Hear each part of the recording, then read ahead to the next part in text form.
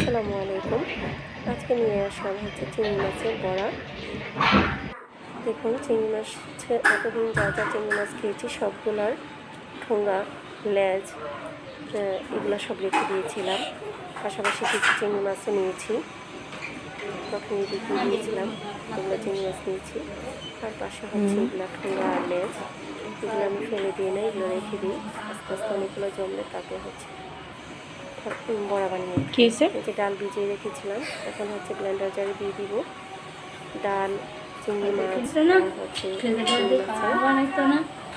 যে ঠোঙা বা ঠোল যে যেটা বলে থাকেন সেগুলি দিয়ে ব্লেন্ডার পেস্ট তৈরি করে নিলাম।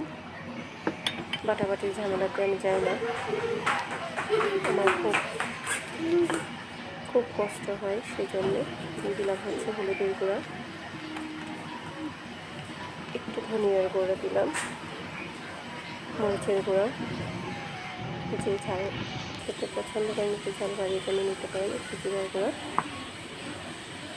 আমি ফাঁকে তেলটা গরম করে নেব, পরে দিয়ে দিলাম হচ্ছে সরিষার তেল। আমি সব রান্না সরিষা তেল দিয়ে করি, সরিষা তেলই খাই। হচ্ছে লবণ দিয়ে দিলাম স্বাদ মতো, কাঁচামরিচ কুচি, তারপর দিয়ে দিব হচ্ছে পেঁয়াজ কুচি।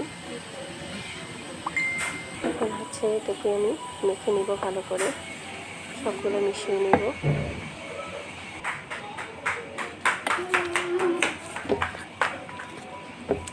একটু ভালো করে পেস্টটা মিশিয়ে নিলাম, তেলটা গরম হয়ে গেছে। এখন আস্তে আস্তে গোল গোল শেপ করে দিয়ে দিব, হাত দিয়ে দিতে পারেন, আমি চামচ দিয়ে দিচ্ছি।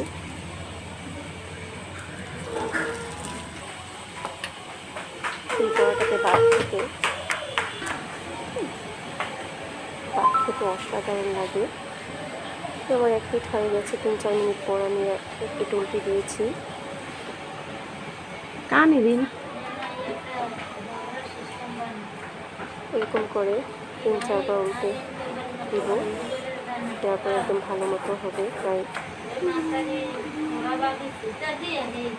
15 মিনিটের মতো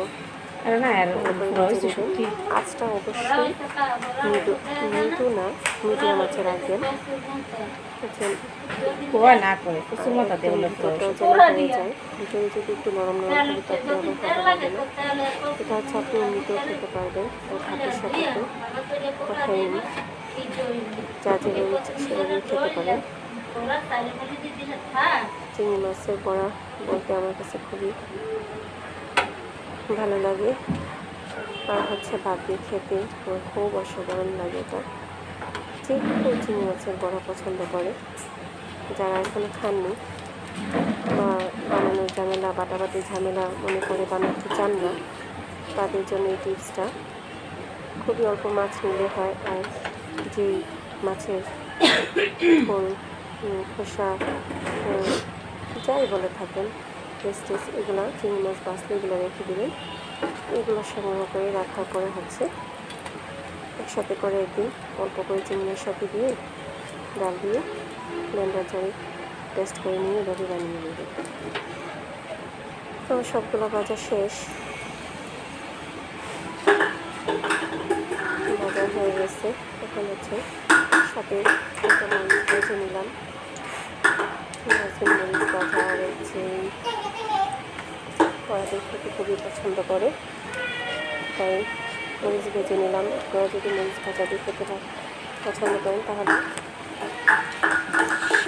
সেক্ষেত্রে ভেজে নেবেন।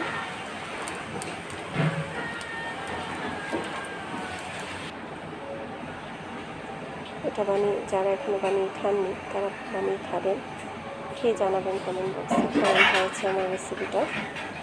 আর যারা এগুলো খান তো খানি, তাদের জন্য বলার অপেক্ষা রাখে না।